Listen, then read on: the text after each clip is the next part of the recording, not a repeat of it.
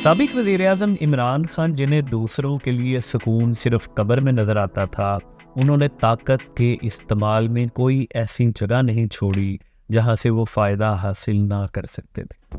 اسلام آباد میں 1 constitutional avenue کے مقام پر مہنگے ترین لگژری اپارٹمنٹس کی تعمیر شروع ہوئی تو اس میں بھی عمران خان صاحب نے اپنا حصہ ڈالا، مگر کسے معلوم تھا کہ یہ معاملہ بعد میں ایک سپریم کورٹ کے جج کی چیف ججی کھا جائے گا۔ جستجو میں ہم یہ جاننے کی کوشش کریں گے کہ جسٹس اعجاز الاحسن کون ہے، وہ کیسے عمران خان، جنرل باجوہ اور جنرل فیض کے لیے عدلیہ میں بیٹھ کر سہولت کاری کرتے رہے۔ اسلام آباد کے لگژری اپارٹمنٹس کے حوالے سے ان کے خلاف ایسے کون سے ثبوت سامنے آنے والے تھے جن کی وجہ سے انہوں نے اپنی چیف ججی قربان کر کے گھر جانا مناسب خیال کیا؟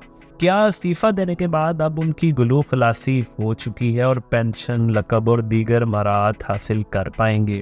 ان کا سپریم کورٹ میں دور ججی کیسا رہا؟ ان کے کون سے فیصلوں سے عدلیہ کو شرمندہ ہونا پڑا؟ اور سب سے بڑھ کر اب ان کا مستقبل کیا ہونے والا ہے اور کیا وہ محفوظ ہیں؟ ترین خبر آپ کو دے رہے ہیں۔ سپریم کورٹ کے سینئر موسٹ جج جسٹس اعجاز الاحسن نے اپنے عہدے سے سپریم کورٹ کے جج کی حیثیت سے استعفیٰ دے دیا۔ وہ اعجاز الاحسن یاد ہے نا، چیف جسٹس بننے کے خواب دیکھ رہا ہے، وہ پیناما جج پیناما بینچ میں بیٹھا تھا، نواز شریف کو نااہل کرنے والوں میں بیٹھا تھا، اور آج تک نواز شریف کو نااہل ہوئے 5-6 سال گزر گئے، لیکن آج بھی کوئی بھی نواز شریف کے خلاف مقدمہ ہو، آج بھی جج بن کر بیٹھا ہوتا ہے اس میں۔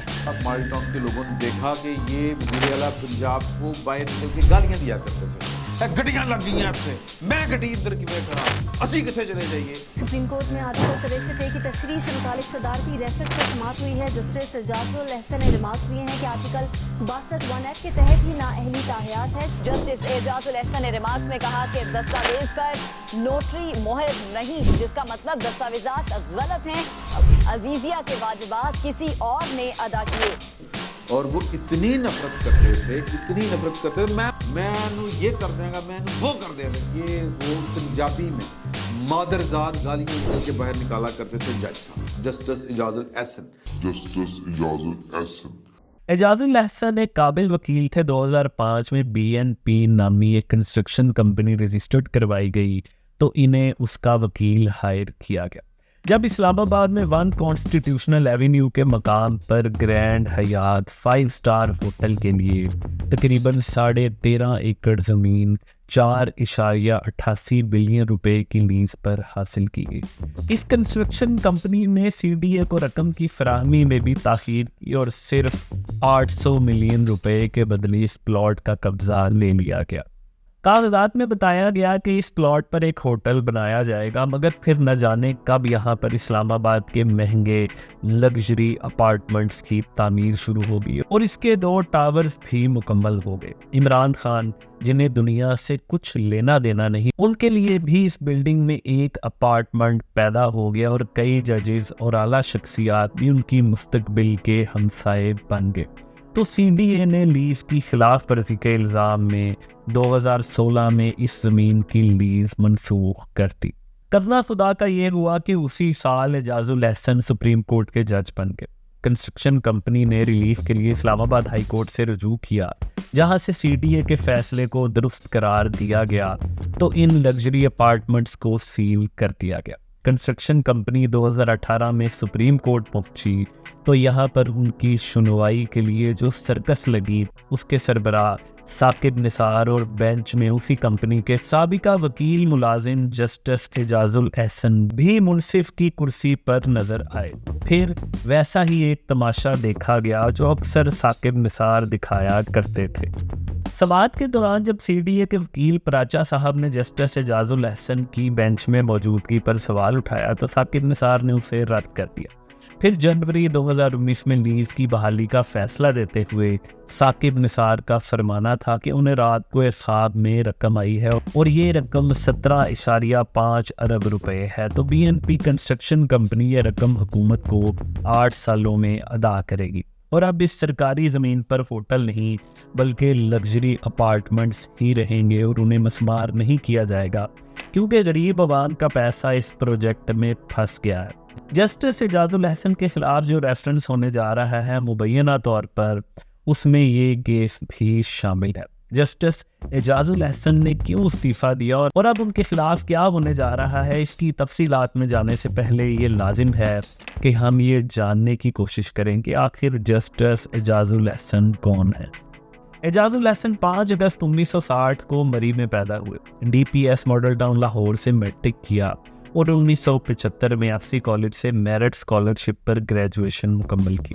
پنجاب یونیورسٹی لاء کالج سے LLB کی اور گولڈ میڈلسٹ رہے، پھر وکالت شروع کی، اور جب انہیں امریکہ کی کارنل یونیورسٹی سے پوسٹ گریجویٹ کی تعلیم حاصل کرنے کا موقع ملا اور انہوں نے LLB کی ڈگری 1987 میں حاصل کی۔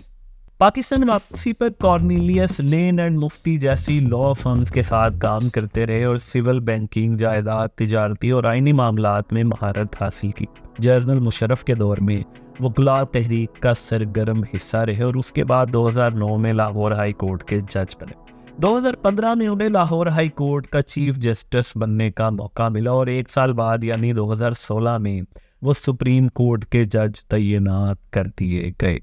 یہ پاکستان میں تبدیلی کا سال تھا جب آغاز ہونے والا تھا باجوہ ڈاکٹرائن کا، اور پھر جسٹس اعجاز الحسن بطور جج سپریم کورٹ کے ایک ایسے سرکس کا حصہ بن گئے جس نے پاکستان کے سیاسی نظام کو تلپٹ کر دیا۔ سیاسی اخلاقیہ جن کا جنازہ پہلے ہی نکل چکا تھا، اب ان کے مردے میں سے بو آنے لگی اور سب سے بڑھ کر عدلیہ کے وقار کو ملیا میٹ کر دیا گیا۔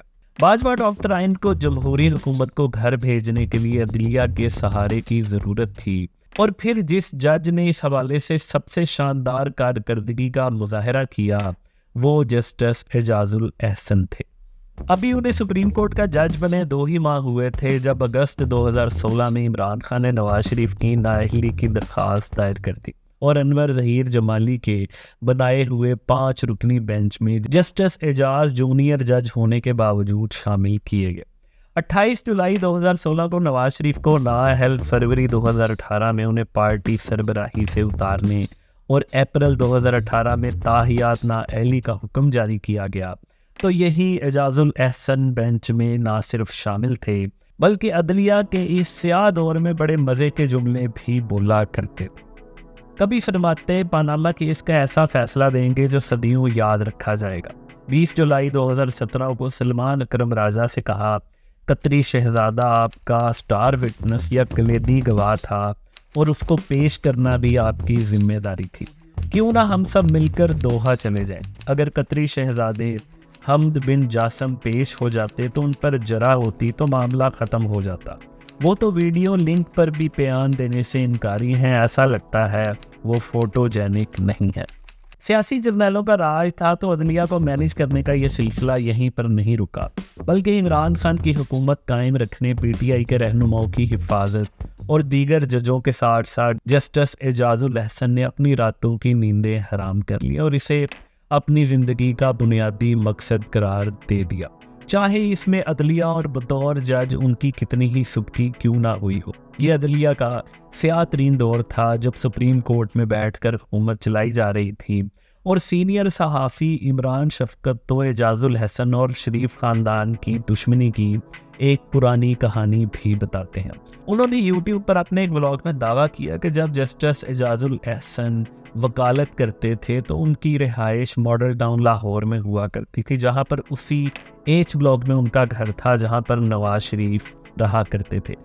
ماڈل ٹاؤن میں اس امیر خاندان کے 7 گھر ساتھ ساتھ تھے اور ان کی آمد و رفت کی وجہ سے اعجاز الحسن کو بہت تکلیف ہوا کرتی تھی، اور پھر جب جنرل ضیاء الحق کے دور میں نواز شریف کو وزیر اعلیٰ پنجاب بنا دیا گیا تو ان کے پروٹوکول سے جسٹس اعجاز الحسن دماغی مریض بن گئے اور وہ اکثر روڈ پر نکل کر شریف خاندان کو ننگی مادر پدر آزاد گالیاں نکالا کرتے تھے، اور ان کا موقف صرف یہی ہوتا تھا کہ پروٹوکول کی وجہ سے ان کی زندگی کیوں حرام ہو۔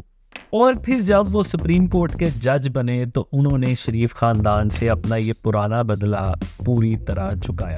مثال کے طور پر زلفی بخاری کی نااہلی کی درخواست آئی تو اسے مسترد کر دیا گیا۔ جسٹس قاضی فائز عیسیٰ کو عمران خان کے کیسز سننے سے روک دیا گیا۔ سینٹ الیکشن کا موقع آیا تو جسٹس اعجاز الحسن نے اپنا کندھا پیش کر دیا اور ایک صدارتی آرڈیننس کے ذریعے در حقیقت عمران خان نے سہولت کاری مانگی تو اعجاز الاحسن نے سیکرٹ بیلٹ کی اجازت دی تھی۔ پی ٹی آئی حکومت کو خطرہ ہوا تو اعجاز الاحسن اسی بینچ میں شامل تھے جس نے فیصلہ دیا کہ یہ صرف چیف جسٹس ہی کا دائرہ کار ہے کہ وہ سو موٹو لے سکے۔ پھر عمران خان کی سہولت کاری کرتے ہوئے پارٹی لائن کے خلاف ووٹوں کو مسترد کر دیا گیا۔ پرویز الہی کو سپریم کورٹ نے وزیر اعلیٰ پنجاب قرار دے دیا، انتخابات کی تاریخوں کا اعلان کیا گیا، اور اس جیسے کتنے ہی مزید کئی کیسز جو اپنا کام چھوڑ کر سیاست میں دخل اندازی کی بدترین مثال تھے۔ اور اس عدلیہ کے سیاسی دور میں جسٹس اعجاز الاحسن پیش تھے۔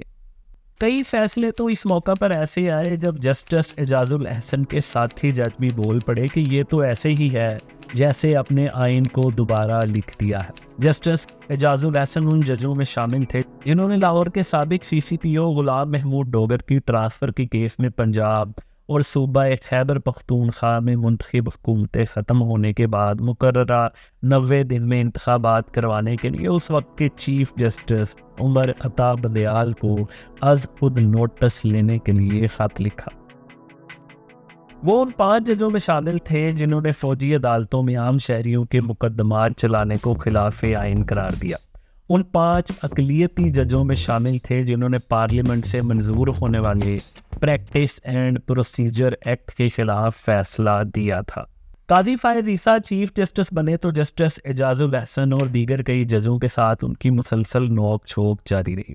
اس کی کئی مثالیں ہیں، مگر ابھی چند روز قبل دونوں کے درمیان خطوط کا تبادلہ ہوا جس سے سپریم کورٹ میں جاری ماحول کی عکاسی ہوتی ہے۔ دراصل پاسا پلٹ چکا تھا۔ باجوہ ڈاکٹرائن نے جو ہیرے جج اکٹھے کیے تھے اور ایک گروپ بنایا تھا، اب ان کی نہیں چل رہی تھی اور وہ آہستہ آہستہ کمزور ہو رہا تھا۔ معاملہ تھا کہ کسی طرح سے سانحہ 9 مئی کے بعد عمران خان اور پی ٹی آئی رہنماؤں کے کیسز فوجی عدالتوں میں نہ چل سکیں اور پی ٹی آئی کو کچھ ریلیف مل سکے، تو جسٹس اعجاز الاحسن نے چیف جسٹس سپریم کورٹ کو خط لکھ ڈالا۔ کمیٹی اجلاس میں فیصلہ ہوا تھا کہ ملٹری کورٹس انٹرا کورٹ اپیلیں 7 رکنی بینچ سنے گا۔ میں نے رائے دی تھی کہ پک اینڈ چوز کے تاثر کو زائل کرنے کے لیے سینئر ججز پر مشتمل بینچ تشکیل دیا جائے۔ چیف جسٹس پاکستان نے میری تجویز سے اتفاق کیا تھا اور کہا تھا کہ میں ججز سے رائے لوں گا۔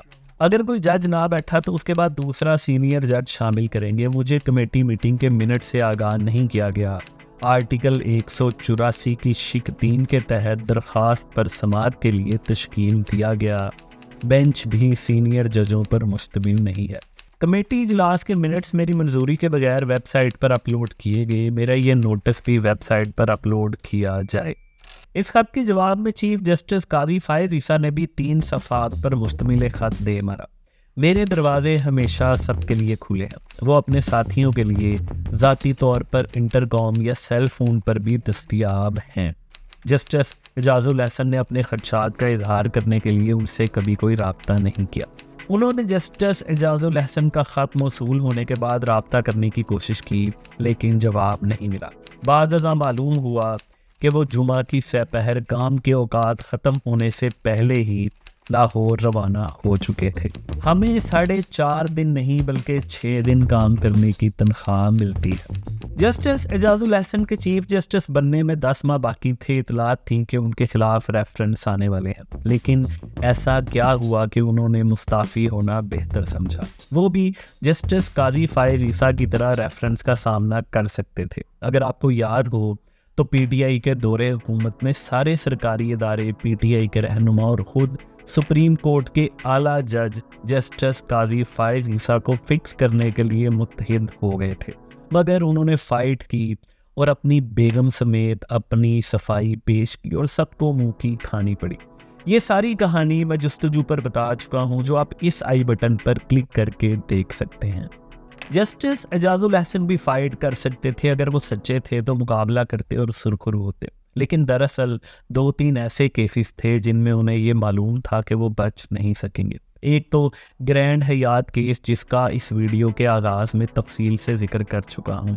دوسرا جسٹس اعجاز الاحسن نے ملک ریاض کیس میں ایک سہولت کار کا کردار ادا کیا تھا جب شہزاد اکبر نے برطانیہ سے 190 ملین پاؤنڈ پاکستان آنے کو پی ٹی آئی کا کارنامہ قرار دیا تھا، تو یہی جسٹس اعجاز الاحسن تھے جنہوں نے سپریم کورٹ کے اکاؤنٹ میں اس رقم کے آنے میں تمام تکنیکی سہولیات فراہم کی تھیں۔ اسی طرح جسٹس اعجاز الاحسن کی اولاد برطانیہ کی ٹاپ یونیورسٹیز میں پڑھتی رہی ہے اور ان کا ایک بیٹا ان دنوں ہارورڈ میں لاکھوں ڈالر فیس دے کر پڑھ رہا ہے، اور بطور سپریم کورٹ کے جج ان کی جو تنخواہ ہے یا ان کی جو انکم ہے وہ اپنی اولاد کو اتنے مہنگے اداروں میں پڑھانا افورڈ نہیں کر سکتے، تو ان کے خلاف جو ریفرنس آ رہا تھا مبینہ طور پر اس میں یہ ساری تفصیل بھی شامل تھی۔ جسٹس اعجاز الاحسن نے دراصل مستعفی ہو کر ایک جوا کھیلنے کی کوشش کی ہے۔ جب جسٹس مظاہر علی نقوی مستعفی ہوئے تو مقصد یہ تھا کہ انکوائری سے بھاگا جائے اور پینشن اور مراد کے ساتھ ایک سکون اور راحت کی زندگی بسر کی جائے، لیکن ان کے مستعفی ہونے کے باوجود سپریم جوڈیشل کونسل نے یہ فیصلہ کیا کہ اب ماضی کی روایات کے برعکس عدلیہ کا نام خراب کرنے والے ججوں کی انکوائری منطقی انجام تک پہنچائی جائے گی۔ جسٹس اعجاز الاحسن نے اس تازہ صورتحال کو دیکھتے ہوئے اسی میں عافیت جانی کہ اس سے پہلے کہ ان کے خلاف تیار ریفرنس سپریم جوڈیشل کونسل میں داخل ہو اور پھر ان کے لیے جان بچانی مشکل ہو جائے، تو وہ پہلے ہی مستعفی ہو کر اپنی عزت بچا لیں۔ اس طرح بطور جج سپریم کورٹ ان کی پینشن مراد بھی بحال رہ سکیں گی اور وہ اپنے نام کے ساتھ شاید ریٹائرڈ جج بھی لکھ سکیں۔ یہی وہ قیمت ہے جس کے بدلے انہوں نے اپنی چیف ججی قربان کر دی۔ اگر آپ کو جستجو کی یہ ویڈیو پسند آئی ہے اور آپ ہماری دوسری ویڈیو دیکھنا چاہتے ہیں تو آپ یہاں کلک کر سکتے ہیں۔